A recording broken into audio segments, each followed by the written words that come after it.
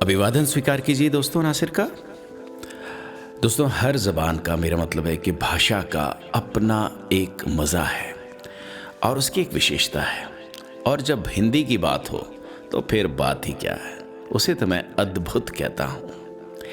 हिंदी की देखिए एक छोटी सी आप उसे किस्सा कह लीजिए, जो भी कहें, लेकिन आप निश्चित रूप से इसका लुत्फ़ लेंगे आप। एक बार एक कवि हलवाई की दुकान पर पहुंचा। अब जलेबी ली और वहीं खाने बैठ गए।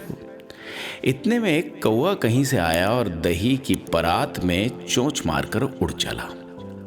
हलवाई को बड़ा गुस्सा आया। उसने पत्थर उठाया पास में पड़ा हुआ, जो शायद कोयले में से निकला होगा। उसने कौवे को दे मारा। अब कौवे की किस्मत खराब थी, पत्थर सीधा उसे जा लगा और वो मर गया। इस घटना को देखकर कवि हृदय जागा। वो जलेबी खाने के बाद पानी पीने पहुंचा तो वहां उसने कोयले के टुकड़े से एक पंक्ति लिख दी, काग दही पर जान गंवायो। काग यानी कौवा। अब तभी वहां पर एक लेखपाल महोदय, यानी जिन्हें अकाउंटेंट्स कहते हैं, वो कागजों में हेराफेरी की वजह से सस्पेंड हो गए थे। तो पानी पीने आए वहां पे, पानी की टंकी थी वहां पे।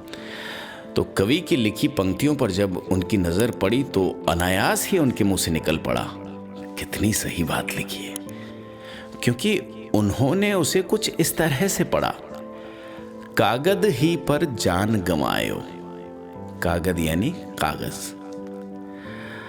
अब बात यही नहीं रुकी। देखिए, वहां पर एक मजनू टाइप का लड़का भी वहां से निकल रहा था, पिटा पिटाया सा, वहां पानी पीने आया।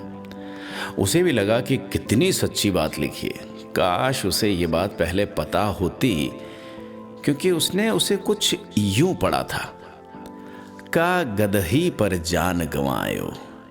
यहां गदही यानी गधी बोल रहा है वो। इसलिए संत तुलसीदास ने बहुत पहले लिख दिया था, जाकी रही भावना जैसी, प्रभु सूरत देखी तिन जैसी। तो दोस्तों, ये भाषा का मज़ा है और ऐसी बहुत सारी चीज़ें हैं। बस थोड़ा सा आप ध्यान से पढ़ेंगे या ध्यान से देखेंगे ना, तो आपको बहुत सारी चीज़ें समझ में आएंगी। फिलहाल इतना ही, इजाज़त दीजिए, अपना ख्याल रखिएगा।